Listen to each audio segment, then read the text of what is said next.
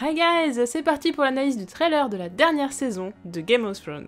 Alors on va commencer par quelque chose qui était très attendu, c'est-à-dire l'arrivée de Jon et de Daenerys à Winterfell, et là on a un petit clin d'œil à Bran en saison 1 avec un petit garçon qui regarde les Immaculés arriver dans Winterfell, donc ça nous fait penser à la saison 1, quand Bran voyait arriver Robert et son convoi à Winterfell. Donc je m'attends quand même à pas mal de clins d'œil justement par rapport aux premières saisons, ou même d'ailleurs à plusieurs saisons de Game of Thrones, pas mal de clins d'œil, donc je pense qu'il faudra être assez fin observateur pour pouvoir justement repérer tous ces petits détails. Comme Jon le souhaitait, ils arrivent à cheval, ils arrivent pas à dos de dragon pour pas effrayer les gens, sauf qu'apparemment ça a pas trop l'air de marcher puisque le peuple a l'air effrayé, donc ça c'est le moment où on voit Arya qui a l'air totalement excitée à l'idée de voir les dragons. Par contre le peuple derrière il a pas l'air très chaud, hein. Lui il dit mais qu'est-ce qui se passe? C'est sûr que c'est assez surprenant pour ce peuple d'observer des dragons qui arrivent en plus à Winterfell, c'est une réaction qui est tout à fait normale. Sansa elle a l'air plutôt impressionnée, mais pas forcément ravie, puisque ça annonce aussi l'arrivée de Daenerys. Jaime, quelque temps plus tard, va aussi arriver à Winterfell et va devoir se justifier, va devoir expliquer que Cersei n'a pas tenu sa promesse, donc elle ne va pas envoyer d'armée pour aider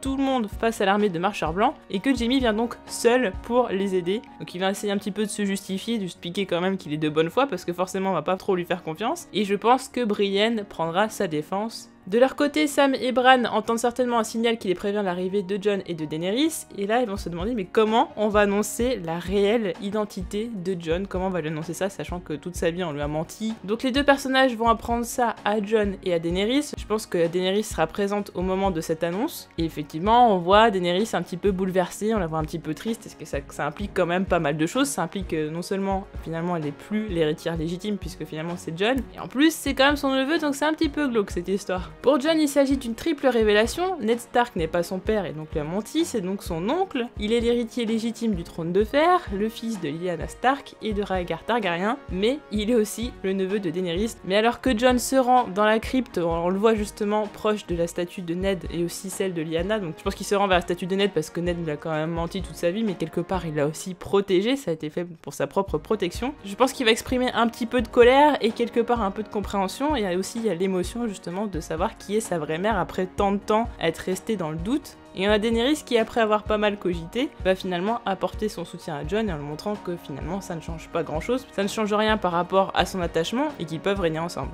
Jon par la suite va aussi se recueillir auprès de Airbroker, donc là c'est quand même un gros symbole de Winterfell, peut-être pendant un petit moment pour se redonner du courage et prendre conscience du fait que quelque chose d'important va arriver. Et étant donné que Daenerys sait que Jon est un Targaryen, elle va vouloir certainement le rapprocher de ses dragons, voir un petit peu le lien qu'il va avoir avec ses dragons. On a vu déjà dans la saison 7 que Jon avait des relations plutôt cordiales avec les dragons, et là il va potentiellement créer un lien avec Rhaegal, et donc on pourrait voir Daenerys et Jon chevaucher les deux dragons sous les yeux de Tyrion qui serait très inquiet, parce que bon, on rappelle quand même que Tyrion est inquiet suite à cette idylle. D'ailleurs j'avais émis pas mal de théories par rapport à ça, donc le lien de la vidéo vous l'avez dans la description. Et il semble que Sansa elle ne soit pas trop ravie de cette alliance et surtout de ce rapprochement entre Jon et Daenerys. Je pense qu'entre Sansa et Daenerys il y a déjà un petit peu de jalousie, puis bon, c'est étant une Targaryen, ça va être un peu compliqué. En tout cas j'ai hâte de voir la réaction de Sansa quand elle va apprendre que Jon n'est finalement pas son frère mais plutôt son cousin. On revoit quasiment tous les personnages, notamment Gendry qui est en train de forger des armes. Toutes les scènes dans l'obscurité comme ça, on se rend bien compte que c'est la bataille pour Winterfell. Les marcheurs blancs arrivent donc près de Winterfell. En première ligne de l'armée des vivants, on retrouve donc Jorah, Brienne, Podrick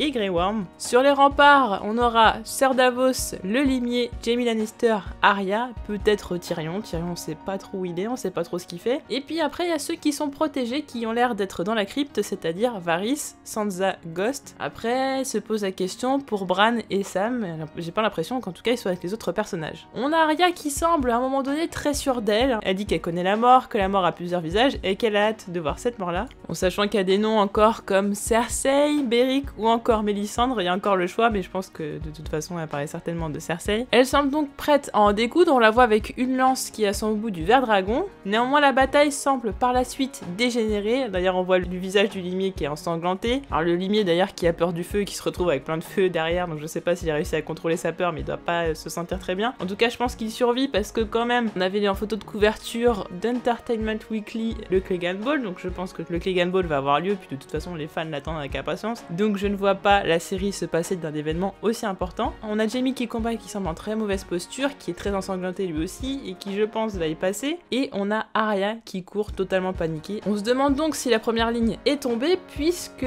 Jon va sonner la retraite et donc tout un tas de gens vont rentrer dans Winterfell et je pense même que tout un tas de gens vont même rentrer dans la crypte. D'ailleurs c'est peut-être le bruit qu'entend Varys dans la crypte, peut-être parce que justement les soldats descendent dedans. On peut se poser la question s'il n'y a pas une menace plus importante qui est arrivée et notamment on n'a pas vu Viserion, donc peut-être Viserion ferait-il son arrivée à un moment donné, donc il y aura une espèce de combat dragon et dans ces cas-là effectivement tout le monde devrait rentrer dans la crypte pour pouvoir se protéger. Effectivement on n'a pas vu de flammes bleues mais aussi les marcheurs blancs ont d'autres menaces, notamment ils ont des géants, donc ils ont Viserion, ils ont des géants, donc ils ont tout un tas de menaces quand même qui sont assez importantes. Je pense que lors de cette bataille Jaime mourra, ça fait un petit peu le personnage qui tombe dans la rédemption et tout ça et au final l'évolution du personnage est peut-être arrivée à son apogée. Jaime mourrait, Arya arriverait à s'en sortir de très peu mais on la voit quand même pas mal blessée et serait poursuivie par un marcheur blanc, alors peut-être le roi de la nuit carrément. Si on voit Arya courir dans cet état c'est qu'elle est tombée face à quelqu'un qui est forcément plus fort qu'elle et ça ne peut pas être n'importe qui. Qui plus est sa lance semble être cassée donc ça veut dire que son combat s'est quand même très mal passé. Après j'ai envie de partir sur une théorie comme quoi le limier ou Gendry la sauverait, ça pourrait être sympa. Alors étant donné que la première ligne semble être tombée, alors après on sait pas si Brienne, Podrick, Jorah, Grey Worm et tout sont morts, peut-être qu'ils ont réussi à se mettre à l'intérieur de Winterfell. Néanmoins ce qui est certain c'est que les marcheurs blancs vont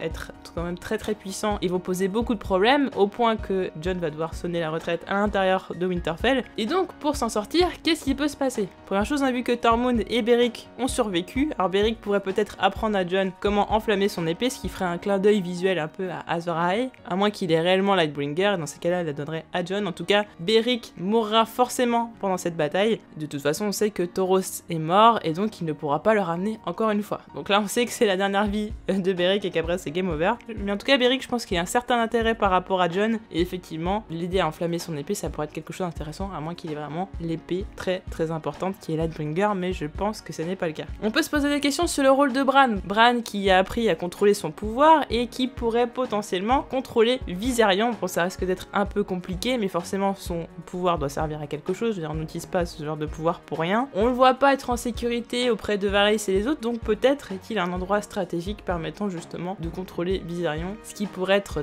très important et certainement sauver pas mal de monde. Quelque chose qui me semble beaucoup plus probable, c'est un mystère qui est lié à la crypte. La crypte, on la voit beaucoup dans ce trailer, on l'a vu aussi beaucoup dans le teaser. Il y a forcément quelque chose qui est lié à la crypte. On voit les personnages aller dedans, on voit les personnages se recueillir et effectivement il y a une magie qui est liée à la crypte et notamment par rapport aux fantômes. J'ai pas envie de partir sur un scénario à la Seigneur des Anneaux, c'est-à-dire avec l'armée des morts, mais je pense que les fantômes de Winterfell pourraient avoir un rôle à jouer face aux marcheurs blancs. Ça pourrait être quelque chose d'intéressant. Après c'est un peu affabulé, ça peut sembler un petit peu gros, mais je pense qu'il y a vraiment quelque chose de lié à la crypte. On la voit beaucoup, que ce soit teaser ou trailer, et le fait que tout le monde se replie là-dedans, ça peut avoir un intérêt extrêmement stratégique qui pourrait vraiment tout changer. En tout cas, que ce soit la victoire ou la retraite des soldats vers le sud, dans tous les cas, à un moment donné, il faudra aller à Port-Réal. Donc pendant ce temps-là, Cersei sourit parce qu'elle voit l'arrivée de Euron Greyjoy avec la Compagnie Dorée, parce qu'on se rappelle quand même qu'il est allé chercher la Compagnie Dorée, donc c'est quand même tout un tas de mercenaires, ils sont quand même très nombreux. Donc le problème qui va se poser, c'est victoire ou défaite, les forces de Jon vont forcément être réduites, et donc il va être difficile de battre Euron, la Compagnie Dorée, plus les soldats de Cersei, ça va être très compliqué. C'est là où justement on ne voit rien, parce qu'on a l'impression quand même que dans ce trailer, ça se concentre sur les peut-être 3 premiers épisodes, et donc que tout ce qui va être lié à Cersei, on ne le voit quasiment pas. On peut aussi se poser la question justement de l'absence de Théon, on ne voit pas Théon dans ce trailer, on sait qu'il doit sauver Yara et Ellaria Sand, quel va être son rôle à Théon face à Euron, est-ce qu'il va être décisif ou non, ça pourrait être bien. Encore une fois, quelqu'un qui sera en rédemption et qui pourrait mourir pour une grande cause. De toute façon, je vois bien Théon et Yara se venger de Euron, donc je vois bien Euron mourir. Après, le problème reste quand même la Compagnie Dorée qui compte quand même beaucoup de mercenaires et surentraînés. On voit ensuite Cersei qui reçoit Euron. Est-ce qu'elle va accepter de l'épouser? C'est assez peu probable parce que justement elle pourrait déroger à sa promesse et donc justement créer un conflit avec Euron, et justement ça pourrait être quelque chose de décisif pour la fin de Game of Thrones. À un moment donné on la voit avec les larmes aux yeux et tenir un verre de vin. Alors ça c'est une scène que j'ai du mal à interpréter parce que effectivement, elle a les larmes aux yeux, mais en même temps, elle sourit un petit peu, et Cersei, c'est toujours un petit peu difficile de déceler un petit peu ses expressions et vraiment de ce qu'elle pense. Alors, le truc, c'est que déjà, elle a un verre de vin alors qu'elle était censée être enceinte. Donc déjà, est-ce qu'elle a perdu son enfant? Est-ce qu'elle avait menti depuis le début pour se jouer de ses frères, c'est-à-dire pour garder Jaime et faire un espèce d'accord secret avec Tyrion? Donc j'en avais effectivement parlé dans ma théorie sur Tyrion que je vous ai mis en description. Ou est-ce qu'elle apprend quelque chose d'assez terrible, c'est-à-dire que ça soit la mort de Jaime ou de son enfant à naître, ou peut-être même des deux, ce qui fait que dans ces cas-là, elle n'aurait plus rien à perdre puisqu'elle aurait tout perdu. Elle a déjà perdu ses 3 enfants, elle aurait perdu Jaime plus son enfant à naître, et donc elle n'aurait aucune limite à sa cruauté puisqu'elle n'aurait plus rien à perdre. Après, est-ce qu'on peut partir aussi sur la théorie du Valonqar, c'est-à-dire que Jaime finalement s'en serait sorti et viendrait pour la tuer? Est-ce que ça serait plutôt Tyrion, ou est-ce que ce serait Arya avec l'aspect de Jaime qui lui serait mort? Bon, là on part encore dans d'autres théories, c'était encore un autre délire. Donc ce qu'on n'a pas vu me titille beaucoup, donc déjà je disais Théon, quel va être le rôle de Théon? Viserion qu'on n'a pas vu, à quel moment il va arriver? Je pense que c'est vraiment au moment où tout le monde est en train de sonner la retraite pour rentrer à Winterfell. Et autre chose, ce sont les prêtresses rouges qui ne sont pas présentes dans ce trailer et qui pourtant pourraient être très